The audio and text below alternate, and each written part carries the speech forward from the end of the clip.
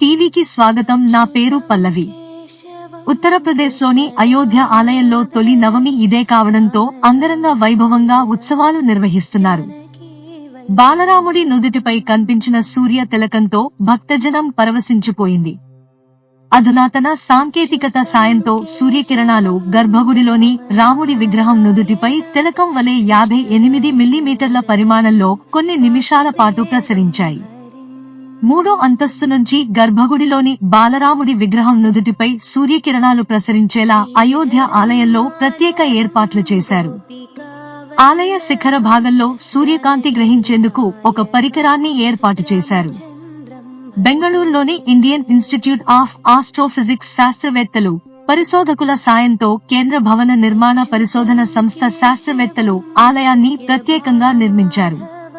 ప్రతి శ్రీరామ నవమి రోజున శ్రీరాముడి విగ్రహంపై ఈ తిలకం దిద్దేలా ఏర్పాట్లు చేశారు. ఏటా శ్రీరామనవమి వచ్చే కాలాన్ని సెకన్లతో సహా లెక్కలు వేశారు.